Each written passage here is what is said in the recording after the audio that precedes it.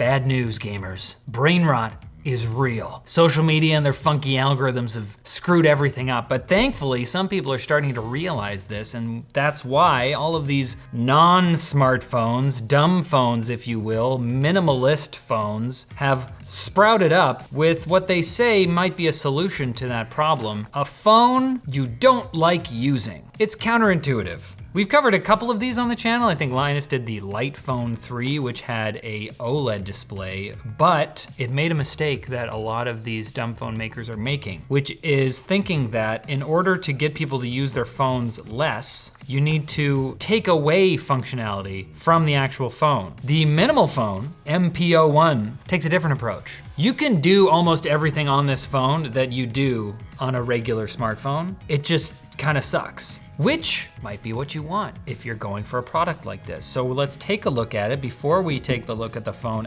itself, let's see what's in the box. We've got a SIM card tool, a only 10-watt charger. This thing is probably not going to suck up a lot of battery with an e-ink display. I think it's only got a 3000 milliamp hour battery, which is pretty small, but also 10 watts is pretty slow these days. We'll see what the lab's data says about that. Also a USB-C cord, about 4 feet as they tend to be. And is that it? This is what? There's a skin in the box. D-brand, this is a D-brand skin because Minimal, they did a collaboration with D-brand to offer D-brand skins. Right now, these are only available on Minimal's website and not on D-brand's website. And that is all that's in the box. Let's move to the device itself. Now you may have noticed, this thing has a physical keyboard on the front. That's because with an e-ink display, you're probably not gonna have a great typing experience. They're not known for their fast refresh rates and like responsive touchscreens. So having an included hardware keyboard is pretty nice. But let's look at the actual rest of the device. So on the front here, we got a 4.3 inch, 4:3 aspect ratio, e-paper display, 600 by 800 resolution. We got a home button, back button, multitasking button. We'll get into that. On this side, we have the power button, which also doubles as a fingerprint reader. I haven't set that up yet, but we will. On the top, we have nothing else except for the mic, one of the mics anyway. On the right side of the phone, we have kind of an interesting arrangement here. We have the volume up, volume down, and in the middle is a refresh button for the screen. So as we're using the screen, it's gonna be ghosting a little bit, e-ink, and that'll just do a manual refresh, like shaking an Etch-a-Sketch to like clear it or whatever. And then up at the top here, we have a dual SIM card tray that doubles as a micro SD card slot. You don't see that anymore. On the bottom, another interesting assortment of ports. We got a USB-C port, speaker, the other mic, and a headphone jack, 3.5 millimeters. We got micro SD card slots, dual SIM cards, 3.5 mil jack, like what? This is why it's so nice to cover hardware made by passionate people who are like creating a very intentional device instead of just like the big stuff from the big giant tech conglomerates. They don't care about you. They're trying to rot your brain. On the back, we have a plastic, pretty fingerprint magnety surface there, which is kind of too bad, but there's a camera there and flash. And also, you can't see it, but I happen to know there's wireless charging support in the back here as well, so that's nice to see. And one thing I totally forgot to mention while I was looking at the front here is that the selfie camera is way down in the corner here. So it's nice to see it has a selfie camera on like an e-ink phone like this. You might even expect that they would just drop that. A strange placement for it. We'll find out if that feels weird. Okay, let's find out what it's like to use this thing. Let's get minimal and do a minimally intrusive segue to our sponsor. Thanks to Wix for sponsoring this video. Every business needs a website, and it can't just be some half-baked, cobbled together mess that users would hate navigating. Wix makes it easy to create a professional looking site with no coding experience required. First, you can start by picking from over 2,000 professionally curated templates, and then use their AI-powered tools to drag and drop elements and help you flesh things out and get it looking exactly how you want it. With over 20 years in the industry, the folks at Wix eat and sleep websites. So go build the site that your business deserves today. Visit our link in the description or scan the QR code on screen to get started. All right, let the minimalizing begin. Interacting with this is, based on normal kind of swipe gestures like any other Android phone. I mean, the difference is that it's running a custom Android skin on top of Android 14. We have our home screen here with just words instead of icons, but all of those lead to the actual apps. I know that some of the other phones have like custom versions of all these apps, like the Lite Phone 3 has restrictions. They didn't have Google Maps, they had their own kind of map service. But this has Maps, Messages, and Notes, but Notes is Google Keep, Maps is Google Maps. And what screen refresh rate am I in? This is, I can barely see anything. And right away, I feel like we are running into the issue here. You need maps. Quick settings though is something different. So this is, let's familiarize ourselves with these before we get too deep, because this is how you're going to customize your experience with this display. There's a brightness slider up top. Labs measured the max brightness on this top slider, which is like the blue backlight. That goes up to 124 nits, and then you can get with the orange backlight, it gets even brighter up to 351. That's important. You can customize the kind of color and brightness of the display. You can have a max blue backlight, and then you can change how warm it is. Oh, and this slider down here is the keyboard backlight. And then down here you got some presets. So if you want to quickly make it fire, hot, or cold, or more of a nighttime sleepy mode. I made this custom mode, so you can select custom, move things around, and then hold, actually if I want to make that brighter, and then you hold the wrench, and that locks in that custom preset, so then you can switch to that again quickly. And then down at the bottom, we got refresh speed. So each of these sections has this handy little info thing you can bring up. You got slow, ultra, and in the middle you got hybrid, which tries to adapt to the content you're looking at on screen, because yes, it's Android. You can play videos, you can play games if you really want to. You shouldn't want to, but I'm not gonna judge. I'm gonna leave it on slow for now. We can get back to this screen by holding the manual refresh button. That'll bring it back at any time, so that's handy. That's our home screen. Swiping up gets you your full list of apps, which again is just a regular list. It's not like a grid or anything. And you got all the apps that you could want on here. If you really need a fix for something that you can only get on a normal Android phone, you can get it through Google Play. And as you can see, even in the slow mode, just scrolling through stuff isn't the worst. Like this is more than usable. If you scroll super fast, that might get a little bit confusing. But if you're reading, it should be fine. Okay, so that's the basics of the display. Let's check out this keyboard. I'm gonna write a little note here. So open Google Keep, which is called Notes.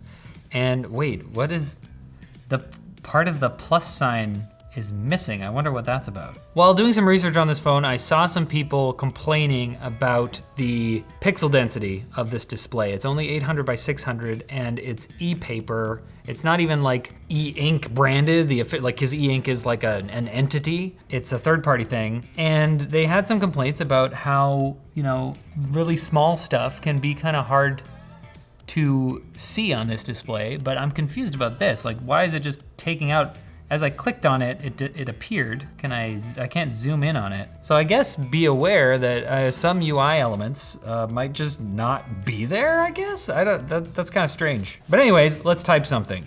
Can I do a haiku? Makes me love phones. Typing is bliss. Typing is bless. Yeah, I like that better.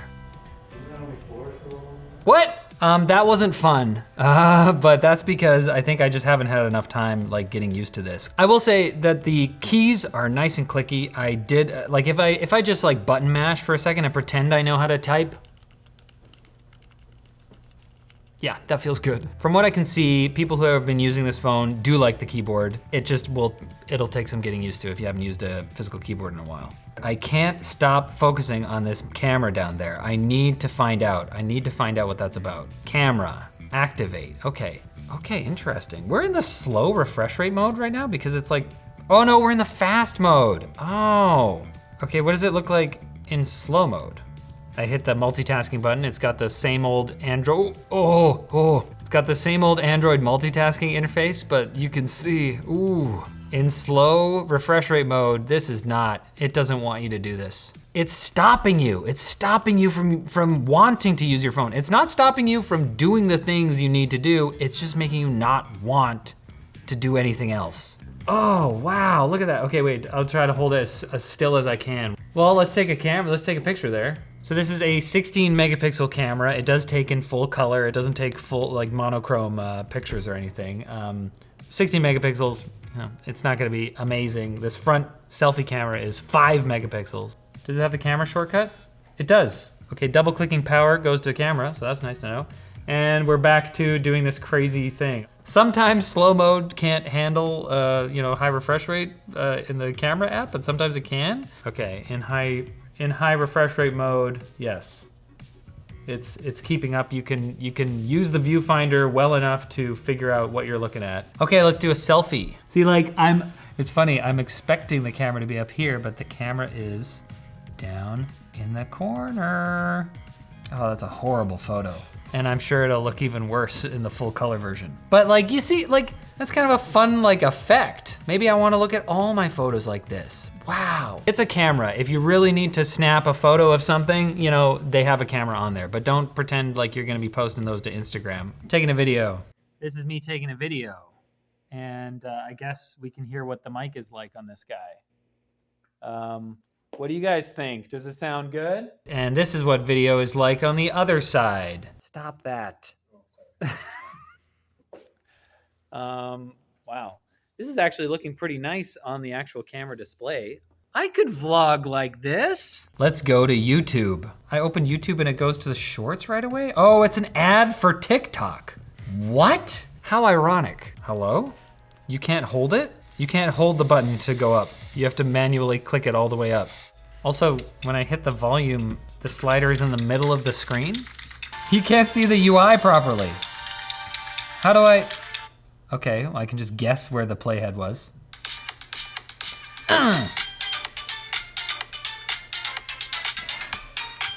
You don't need anything more than that. Invite some friends over. Gather around the minimal phone. But anyways, the speakers are bad. I don't know what you want me to say. They were gonna be bad, always. But again, same theme, you can do it, it's gonna suck. You should only use it for a calculator, calendar, all of these things. It is kind of weird. I didn't talk much at the beginning about the kind of a wonky design of this thing, in general. It's got these thick bezels and these really flat sides, and it's pretty thick for a smartphone. That's something to consider. It's probably not wider than most phones are these days, but it is kind of a strange design. I think it still fits in your pocket pretty nice. It doesn't feel weird in your pocket. It feels like a normal phone. But there is a certain element of when you buy a phone like this, you kind of need to know what you're getting into. And what you're getting into in terms of performance is not a lot of it. It's got a MediaTek Helio G99. It's a 6 nanometer processor that no one's ever heard of probably, except for you, the person who recognized it. You got it. And the base model is 128 gigs of storage with 6 gigs of memory. You can upgrade that to 8 gigs of memory with 256 gigs of storage, or like I pointed out earlier, there's a micro SD card slot. You can just put in a giant micro SD card if you're ever worried about storage space on here. And because this does run normal Android and you can do the normal Android things on it, we had labs do their normal testing with it. So unsurprisingly, labs found that the minimal phone, it's just the performance isn't that impressive. On Geekbench 6 multi-core, we got 2,000 score compared to 10,000 with the Samsung S25 Ultra and 4,500 with the Pixel 9a. I'm not sure whether they put a weak processor in because they're like, it's e-ink display, you don't need that many resources, or whether that was part of their sort of willful impedance of your ability to use the product. It's a feature, not a bug. I don't know. Labs did our normal stress test with a gaming benchmark, and they wrote no thermal throttling, but this device doesn't perform enough compute to generate enough heat to throttle. So gotcha good. So we got a bit of an interesting result here with the battery discharge test. Typical performance of modern phones in this test, according to labs, they get usually around 16 to 24 hours. This phone, however, on their website, they say that it has a 4-day battery life. But with our battery discharge, which was playing 1080p video streaming from a Plex server.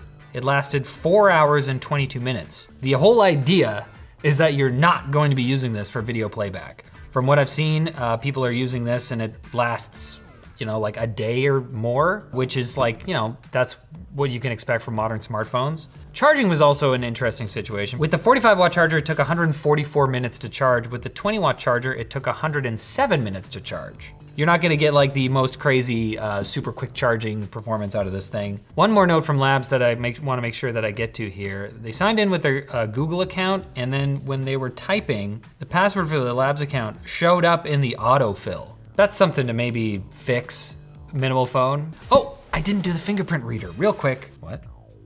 Well, it won't let me do a pattern. Oh, it'll let me start from the top.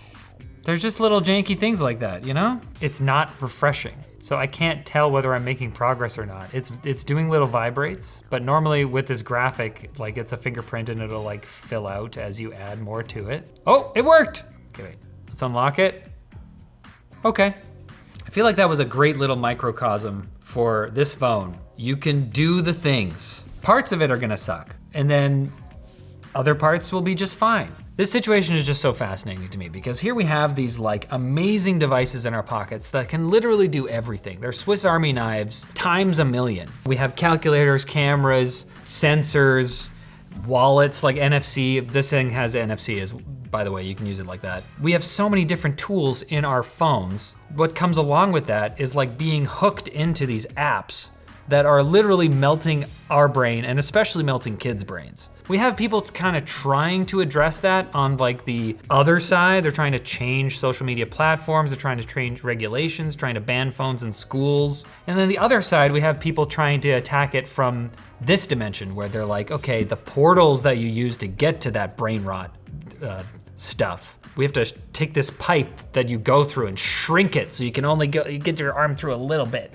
Swipe TikTok with one finger. It's an analogy, it works. So at the end of the day, I like that the Minimal Phone exists, and it's actually not as expensive as like a more premium kind of device like the Light Phone 3. I think that goes for around like 600 bucks. This thing is starting at $400. I think that's like an early bird price. The upper tier is $500. At $500, you're kind of getting into like, okay, at what point do you decide you can just have some self-control and turn on monochrome on your regular Android device and delete apps that you don't think you should be using and all that stuff. So overall, I'm happy that it exists, and I'm happy that you watched this whole video. I like the time that we spend together. How about we spend some more time? Go check out some of the e-paper, e-ink tablets I've done. I don't know which one I've done most recently, but they're all good.